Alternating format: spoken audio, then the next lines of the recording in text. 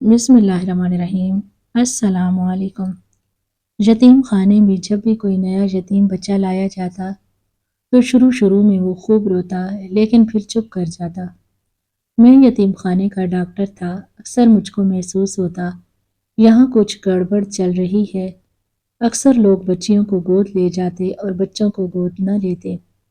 एक रोज़ एक 7 साल की बच्ची की अचानक मौत हुई तो इंचार्ज ने मुझको मुकम्मल चेकअप करने से रोक दिया।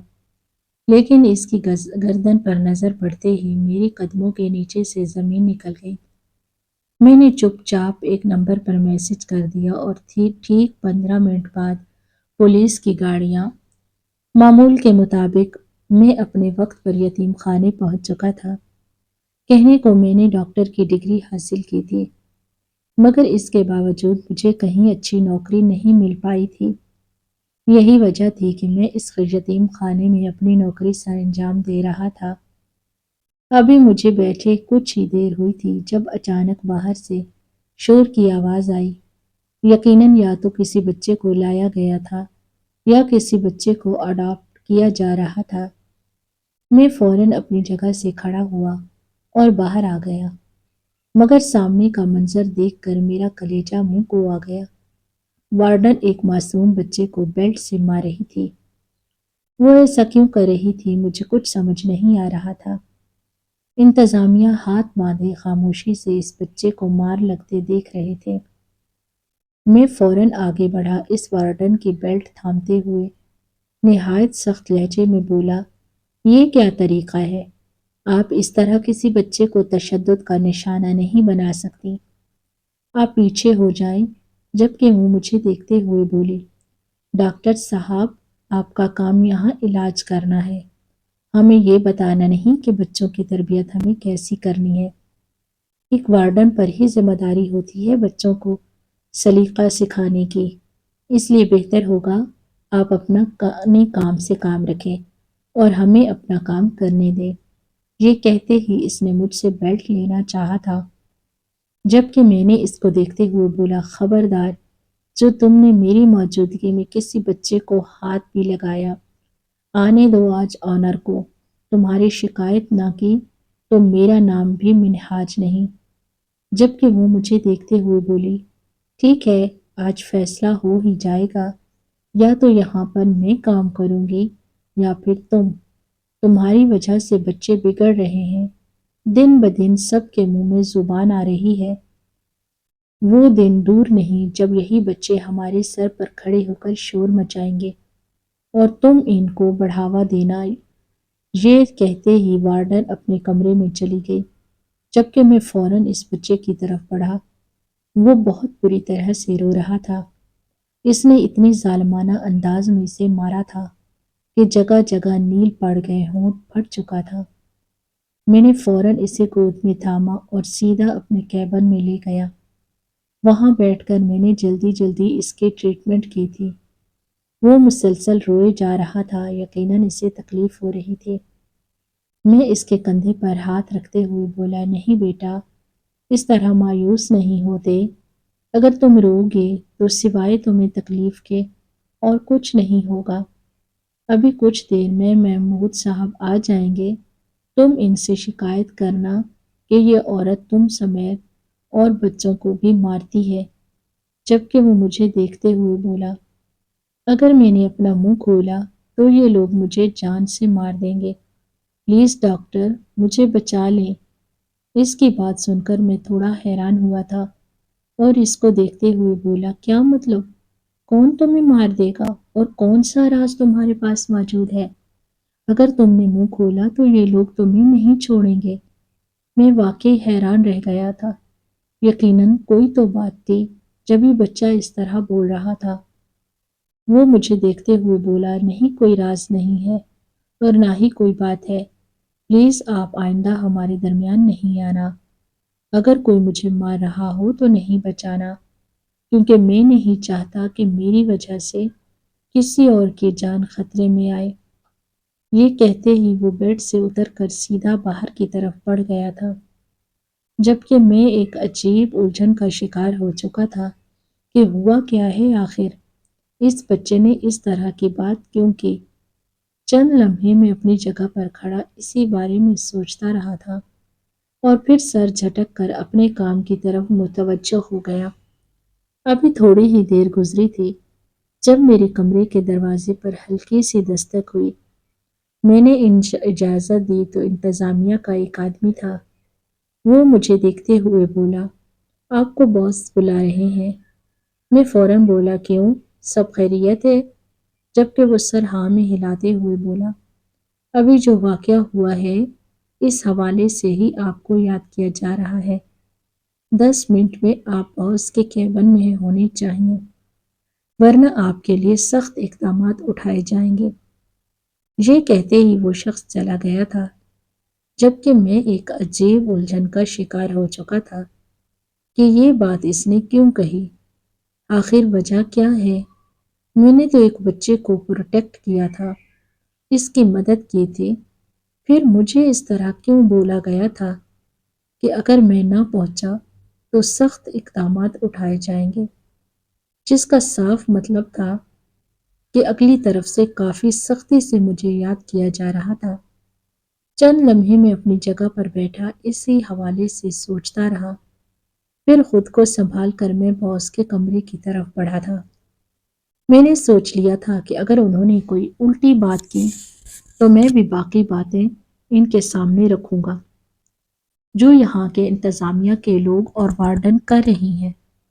مگر میں جانتا ہی نہیں تھا کہ میں اپنے لیے کتنی بڑی مشکل کھڑی کرنے والا ہوں۔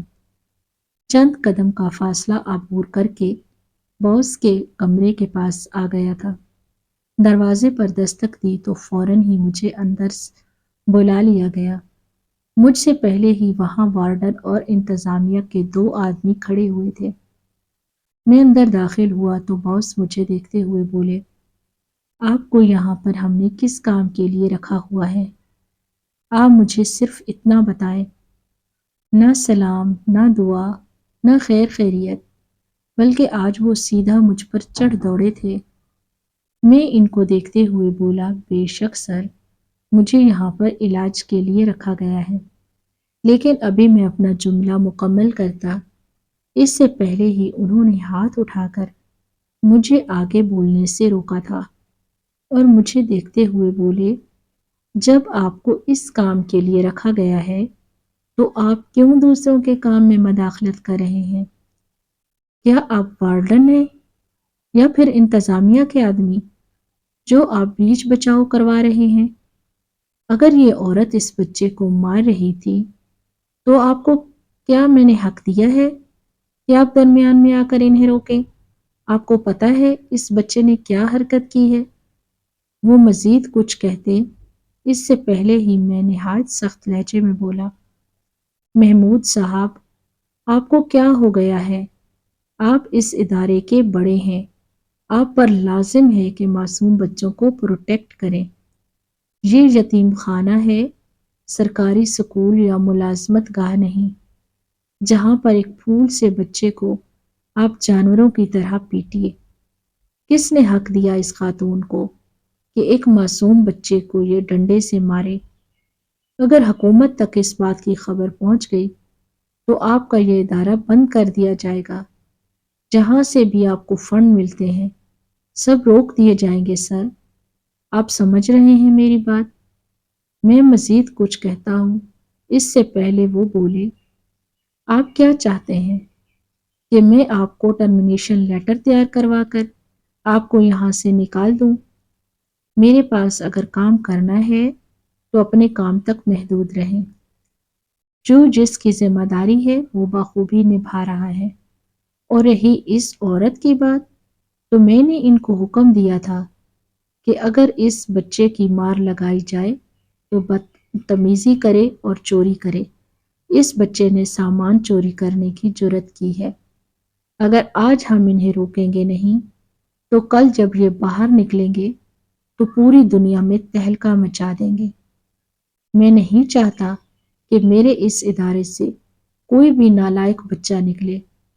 ان کی بات سن کر میں نے افسوس سے سر ہلایا تھا اور ان کو دیکھتے ہوئے بولا، بے شک سر، اگر اس نے چوری کی تھی تو آپ اس کو سمجھاتے نہ کہ ابھی میں اپنا جملہ مکمل کرتا اس سے پہلے وہ بولے، میں یہاں آپ کے ساتھ بحث نہیں کرنا چاہتا، میں صرف آپ کو اتنا سمجھا رہا ہوں کہ یتیم خانے کے معاملات سے دور رہیں۔ یہاں آپ کو ملازمت دی گئی ہے، اس سے نبھائیں، اور اگر نہیں نبھا سکتے تو آپ جا سکتے ہیں۔ یہ کہتے ہی انہوں نے مجھے باہر کی طرف کا اشارہ کر دیا تھا، جس کا مطلب تھا کہ اب میں جا سکتا ہوں۔ میں نے ایک قہر آلود نگاہ اس عورت پر ڈالی اور خاموشی سے نکل کر اپنے کیبن کی طرف بڑھ گیا تھا۔ میرا دل دماغ بالکل کام نہیں کر رہا تھا۔ محمود صاحب تو بہت ہی خاص آدمی تھے اور بہت اچھے انسان تھے۔ ان کا دل بہت ہی نرم تھا، مگر آج انہوں نے میرے ایسے ایکشن پر مجھے کیوں سنایا؟ یہ بات مجھے بالکل سمجھ نہیں آ رہی تھی۔ کافی دیر تک میں وہیں بیٹھا اس بارے میں سوچتا رہا تھا۔ پھر تھک ہار کر میں نے اپنے گھر کی راہ لی، کیونکہ مزید وہاں پر بیٹھ کر میرا دماغ ہی خراب ہوتا۔ راستے بھر میں میرے دماغ میں یہی باتیں چلتی جا رہی تھی کہ اس وارڈن نے اس بچے کو اتنا کیوں مارا تھا، کیونکہ جہاں تک مجھے معلوم تھا یتیم خانے کے بچے چوری نہیں کرتے، کیونکہ چوری کرنے کا کوئی فائدہ نہیں ہے۔ وہ باہر جا نہیں سکتے، انہیں وہیں رہنا ہوتا تھا، تو بھلا چوری کا کیا فائدہ؟ کچھ تو گڑبڑ تھی، لیکن کیا؟ اس بات نے مجھے بالکل اس بات کا مجھے بالکل علم نہیں تھا۔ اس یتیم خانے میں آئے ہوئے مجھے کچھ ہی روز ہوئے تھے، شاید اسی لیے میں یہاں کا نظام بالکل سمجھ نہیں پا رہا تھا۔ مختصر مسافت طے کر کے میں اپنے گھر میں پہنچ گیا۔ معمول کی طرح میری بیوی کھانا پکانے میں مصروف تھی اور میری اماں چارپائی پر بیٹھی میری بیٹی کے ساتھ باتیں کر رہی تھی۔ مجھے دیکھتے ہی میری بیٹی بھاگ کر میرے پاس آئی اور میرے سینے سے لگ گئی تھی، جبکہ میں نے اسے پیار کیا تھا اور ساتھ ہی چارپائی پر بٹھا لیا۔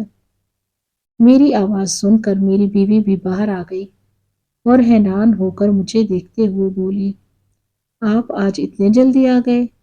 جبکہ میں نے سر کو ہلکی سی جنبش دی اور اسے پانی لانے کو بولا۔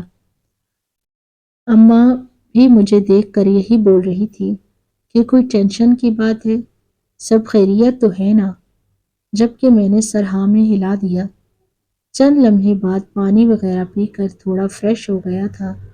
اب ارادہ کچھ دیر آرام کرنے کا تھا، لیکن ابھی میں اپنے کمرے کی طرف بڑھتا اس سے پہلے ہی میرا موبائل فون رنگ ہوا تھا۔ میں نے موبائل فون نکال کر دیکھا تو سامنے محمود صاحب کا فون نمبر جگمگا رہا تھا۔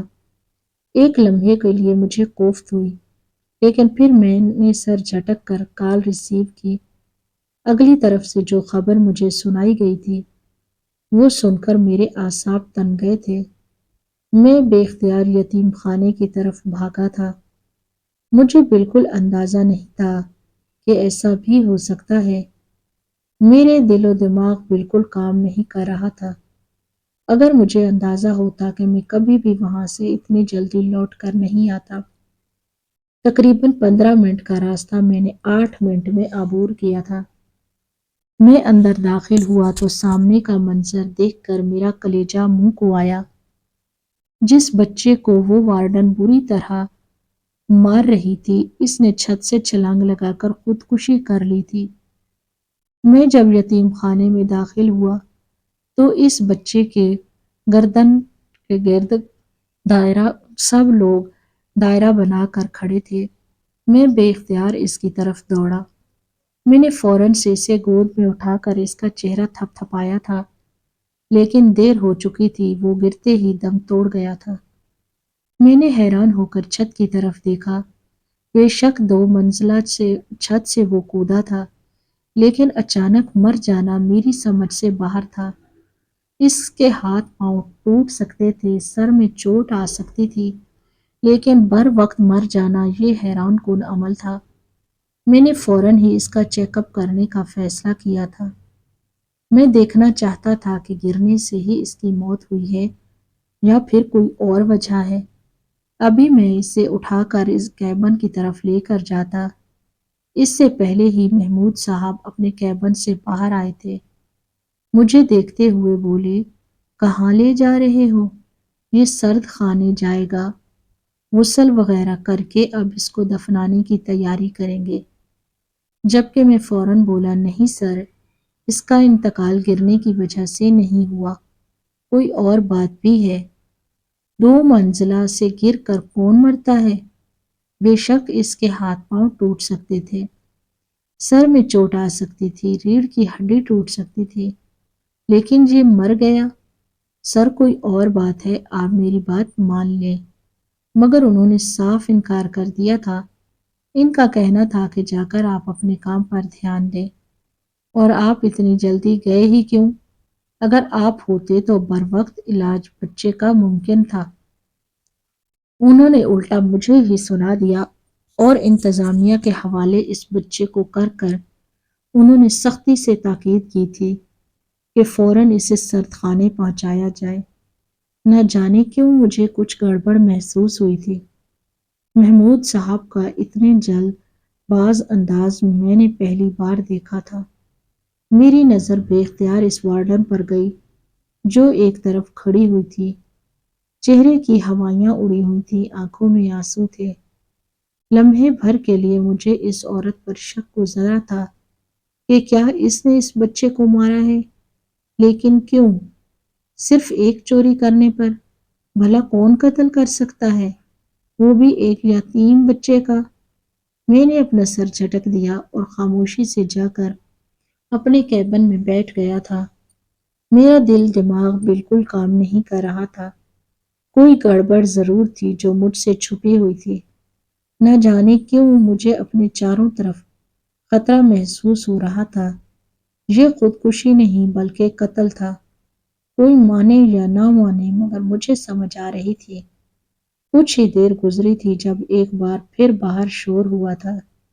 یقیناً اس بچے کی میت آ گئی تھی، میں باہر ہی آ گیا تھا۔ تمام بچے اس کی میت کے پاس بیٹھے رو رہے تھے۔ یقیناً وہ بچہ کافی ملنسار تھا، جب بھی ہر ایک بچے کی آنکھ میں آنسو تھے۔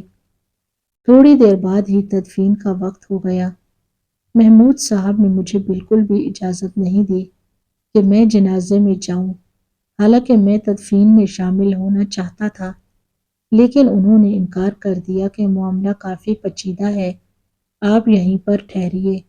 اگر خدا نخواستہ کسی اور بچے نے ایسی حرکت کی تو آپ معاملہ سنبھال لینا۔ ان کی بات درست تھی، معاملہ واقعی گمبھیر تھا، اسی لیے میں وہیں ٹھہر گیا تھا۔ وقت دھیرے دھیرے گزرتا جا رہا تھا۔ اس انتقال کو آج پورا 1 ہفتہ بیت گیا تھا، لیکن اس دن کے بعد ایسا کوئی حادثہ پیش نہیں آیا جو میری آنکھوں میں کھٹکتا۔ آج معمول کا دن ہی تھا۔ میں کیبن میں بیٹھا ہوا کچھ اہم فائل دیکھ رہا تھا جب دروازے پر دستک ہوئی۔ میں نے اجازت دی تو ایک بچی اندر داخل ہوئی۔ لگ بھگ عمر اس کی 7 سال کے درمیان تھی۔ وہ میرے پاس آ گئی تھی۔ میں کچھ کہتا اس سے پہلے ہی اس نے میرا ہاتھ تھام لیا اور مجھے دیکھتے ہوئے بولی، ڈاکٹر صاحب میری مدد کریں، میں اڈاپٹ نہیں ہونا چاہتی، میں یہیں رہنا چاہتی ہوں۔ مدثر کا کہنا تھا کہ اڈاپٹ ہوئی بچیاں محفوظ نہیں رہتی۔ مجھے نہیں جانا آپ سب کی مدد کرتے ہیں، اس دن آپ نے وارڈن سے مدثر کو بچایا بھی تھا، پلیز میری مدد کر دیں۔ میں حیران ہوا اور فوراً بولا، کون مدثر؟ جبکہ وہ فوراً بولی، ڈاکٹر جس کا انتقال ہوا ہے، ابھی جس نے خودکشی کی ہے۔ میں بے اختیار بولا، کیا مطلب؟ مدثر کو کچھ معلومات حاصل تھی؟ وہ بولی، جی۔ ایک بار مدثر نے چھپ کر محمود صاحب اور ان کے ساتھیوں کی بات سنی تھی، جبھی تو وارڈن اسے مار رہی تھی۔ اس نے ہم سب کو بتایا تھا کہ کوئی بھی لڑکی اڈاپٹ نہ ہو، شور مچا دے، رونا شروع کر دے، لیکن اڈاپٹ نہ ہو۔ میں تم سب کی مدد کروں گا، لیکن اچانک اس نے خودکشی کر لی تھی۔ اس کی وجہ سے 1 ہفتہ تک معاملہ ٹل گیا۔ جو بھی بچیاں اڈاپٹ ہونے والی تھی ان سب کو روک دیا گیا تھا۔ لیکن سر مجھے پتا ہے اور باری میری ہے، مجھے اڈاپٹ نہیں ہونا، میں یہیں رہنا چاہتی ہوں۔ مدثر کی باتیں مجھے خوفزدہ کر چکی ہیں۔ میں پیلی دال کھا لوں گی، روٹی آدھی کھا لوں گی، لیکن میں اڈاپٹ نہیں ہوں گی، اور پلیز آپ میری مدد کر دیں۔ ابھی میں کچھ کہتا اس سے پہلے ہی دروازہ کھلا اور وارڈن اندر داخل ہوئی تھی۔ میں کچھ کہتا اس سے پہلے ہی وہ بولی، آؤ مریم، تمہیں لینے کے لیے آ چکے ہیں۔ جبکہ وہ بے اختیار مچل اٹھی، مجھے کہیں نہیں جانا، میں اڈاپٹ نہیں ہونا چاہتی، آپ جائیے میم، میں نہیں جانا چاہتی۔ اس کا انداز میرے رونگٹے کھڑے کر چکا تھا۔ میں فوراً بولا، اگر وہ نہیں اڈاپٹ ہونا چاہتی تو آپ لوگ زبردستی کیوں کر رہے ہیں؟ جبکہ وہ عورت مجھے دیکھتے ہوئے بولی، آخر تمہارے ساتھ مسئلہ کیا ہے؟ خاموش رہا کرو، اور تم آ رہی ہو یا پھر میں محمود صاحب کو بلاؤں؟ جبکہ وہ اب خوف سے کانپنا شروع ہو گئی تھی، لیکن وارڈن اسے زبردستی اپنے ساتھ لے جا چکی تھی۔ میں بھی فوراً ہی باہر کی طرف لپکا تھا۔ تمام لڑکیاں اور لڑکے ایک طرف خوف سے کانپ رہے تھے، جبکہ مریم کو زبردستی وہ وارڈن آفس میں لے گئی تھی۔ میرا دل لمحے کے لیے زور زور سے دھڑکنے لگا تھا۔ معاملہ آسان نہیں تھا، کچھ تو گڑبڑ تھی۔ ایک بہت بڑا کھیل یہاں پر کھیلا جا رہا تھا، وہ بھی ان معصوم بچوں کے ساتھ۔ یہ بات حقیقت تھی، میں بھی کئی دنوں سے یہ نوٹ کر رہا تھا۔ اڈاپٹ صرف لڑکیاں ہوتی تھی، ایک بھی لڑکے کو ابھی تک اڈاپٹ نہیں کیا گیا تھا۔ حالانکہ مجھے یہاں پر آئے ہوئے 2 مہینے ہو چکے تھے۔ یہ ادارہ نہیں تھا بلکہ کوئی کالا گڑھا تھا، جہاں پر کسی قسم کا دھندا کیا جا رہا تھا۔ فی الحال میں خاموش رہا، کیونکہ ابھی جلد بازی کر کے میں کسی کے لیے بھی مشکل کھڑی نہیں کرنا چاہتا تھا۔ 2 دن خاموشی کی نظر ہو چکے تھے، آج معمول کا ہی دن تھا۔ میں صبح سویرے ہی اپنی ڈیوٹی پر آ چکا تھا، ابھی تک وارڈن نہیں اٹھی تھی۔ میرا ارادہ کچھ بچوں کے ساتھ بیٹھ کر بات چیت کرنے کا تھا۔ مدثر نے آخر ان لوگوں کو ایسا کیا بتایا تھا جو سب اڈاپٹ ہونے سے اتنا گھبرا چکے تھے؟ میں سیدھا لڑکوں والے کمرے میں داخل ہوا۔ کچھ بچے جاگ چکے تھے اور کچھ سوچ رہے تھے۔ میں ایک بچے کے پاس جا کر بیٹھ گیا جو ابھی ابھی جاگا تھا۔ اس نے مجھے سلام کیا تو میں اس کے بالوں میں ہاتھ پھیرتے ہوئے بولا، تم سے ایک بات پوچھوں، مجھے بتاؤ گے؟ اس نے سر کو ہلکی جنبش دی تھی۔ میں فوراً بولا، مدثر کو جانتے ہو؟ میرا محض اتنا کہنا تھا کہ اس کی آنکھوں میں آنسو آ گئے تھے۔ سر جھکا کر وہ مدھم لہجے میں بولا، وہ میرا بیسٹ فرینڈ تھا، ہم دونوں ایک ساتھ اسی بستر پر لیٹتے تھے۔ آج وہ نہیں ہے تو اس کی کمی بہت محسوس ہوتی ہے۔ آپ کو معلوم ہے وہ میرا بہت اچھا دوست تھا، وہ بہت اچھا تھا، اپنے سے پہلے دوسروں کا سوچتا تھا، کئی بار اپنے منہ کا نوالا ہمیں دے دیتا تھا، لیکن دیکھیں آج وہی ہمارے درمیان نہیں رہا۔ اسی لیے کہتے ہیں کہ خود سے زیادہ کسی کا نہ سوچو، اپنے بارے میں ہمیشہ پہلے سوچو، ورنہ تو اسی طرح بے دردی سے مار دیے جاؤ گے۔ اس کی بات سن کر میں فوراً بولا، کیا مطلب؟ اس نے تو خودکشی کی ہے نا، چھت سے چھلانگ لگا کر خود کو ختم کیا ہے۔ میرا محض اتنا کہنا تھا کہ اس نے بے اختیار میری طرف دیکھا تھا اور یکدم بولا، آپ ڈاکٹر ہو، کیا آپ کو نہیں پتہ چلا قتل اور خودکشی میں کتنا فرق ہوتا ہے؟ کیا کبھی کوئی 2 منزل سے گر کر مرا ہے؟ میرا دل دھک سے رہ گیا تھا۔ میں فوراً بولا، ہاں مجھے اس بات کا اندازہ ضرور ہوا تھا، لیکن یقین مکمل نہیں تھا۔ تم مجھے بتا سکتے ہو اس نے محمود صاحب کے کمرے سے ایسا کیا سنا تھا جو وہ سب کو اڈاپٹ ہونے کے لیے منع کر رہا تھا؟ کیوں وارڈن نے اسے مارا تھا؟ جبکہ وہ مجھے دیکھتے ہوئے بولا، اگر آپ کو میں نے ایک لفظ بھی بتایا تو میرے لیے بہت بڑا عذاب کھڑا ہو جائے گا، اور میں نہیں چاہتا کہ میرے لیے کسی بھی قسم کی مشکل پیش آئے، اس لیے میں معذرت خواہ ہوں۔ یہ کہتے ہوئے وہ اٹھ کر باتھ روم چلا گیا، جبکہ میں اپنی جگہ پر سن بیٹھا رہ گیا تھا۔ یعنی میرا شک صحیح تھا، اس نے خودکشی نہیں کی تھی بلکہ اس کا قتل ہوا تھا، اور قتل کرنے والا کون تھا اس بات کا اب پتہ مجھے ہر حال میں لگانا تھا۔ بے شک میں اپنی جان مشکل میں ڈال رہا تھا۔ اگر مدثر کو قتل کیا جا سکتا ہے تو مجھے مارنا بھی کوئی بڑی بات نہیں، لیکن میں مزید یہ ظلم ہوتا ہوا برداشت نہیں کر سکتا تھا۔ انسانیت کے ناطے ہی مجھے کوئی قدم اٹھانا ہی تھا۔ آج میں نے وقت سے پہلے ہی چھٹی لے لی تھی۔ محمود صاحب کو آگاہ کر کے میں گھر کے لیے نکلا، مگر میرا رخ سیدھا میرے دوست کے پولیس اسٹیشن کی جانب تھا۔ میں اس کے ساتھ بیٹھ کر اس معاملے کے بارے میں ڈسکس کرنا چاہتا تھا، کیا پتہ وہ مجھے کوئی سجھاؤ بھی دے دے۔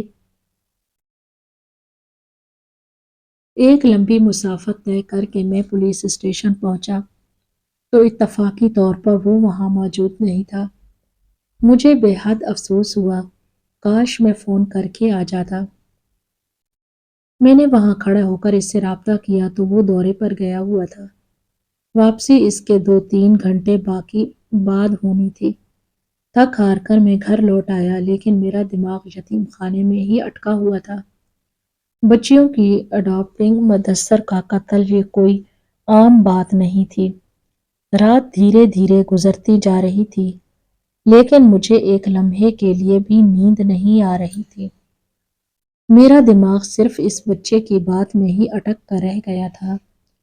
آپ ایک ڈاکٹر ہیں، کیا آپ کو سمجھ نہیں آیا وہ قتل ہے یا خودکشی؟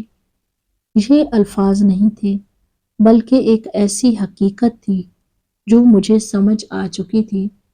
اگلی صبح کا سورج پوری آب و تاب سے روشن ہوا تھا۔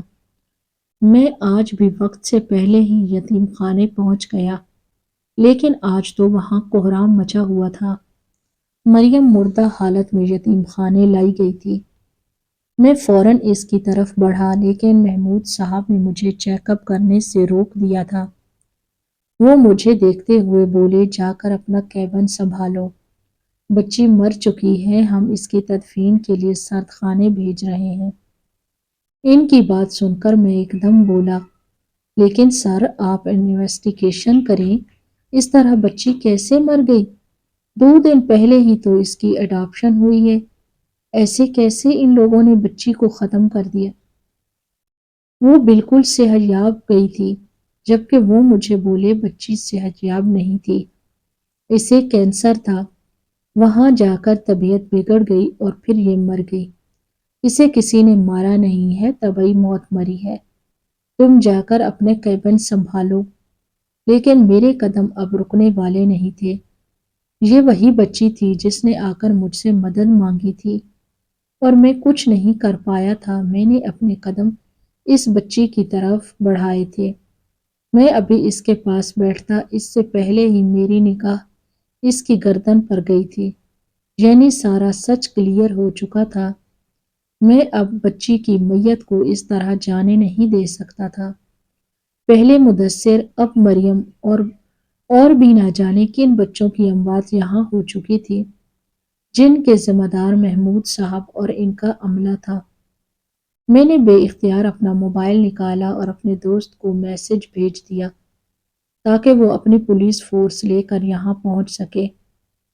فوراً ہی وہاں کے انتظامیہ مریم کو اٹھانے کے لیے آگے بڑھ چکے تھے، لیکن میں نے انہیں اپنی باتوں میں الجھا کر 10 منٹ ان لوگوں کو روکا تھا۔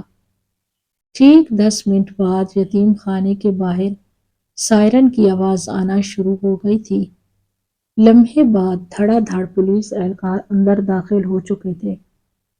فوراً ہی محمود صاحب کو حراست میں لے لیا گیا تھا۔ وہاں کھڑے ان کے انتظامیہ کے لوگوں کو بھی حراست میں لیا گیا تھا۔ اس بچی کے گلے پر صرف چھری کا نشان موجود تھا۔ تمام بچے روتے ہوئے ایک طرف ہو چکے تھے۔ میں فوراً مریم کی طرف بڑھا تھا، میری آنکھوں سے آنسو بہہ رہے تھے۔ آج مریم ایک مثال تھی جس نے اپنی جان دے کر کافی بچوں کی جان کو بچا لیا تھا۔ مدثر ایک ایسا ہدف تھا جس نے میرے ذہن کو بیدار کیا تھا کہ میں ان معصوم جانوں کو بچاؤں۔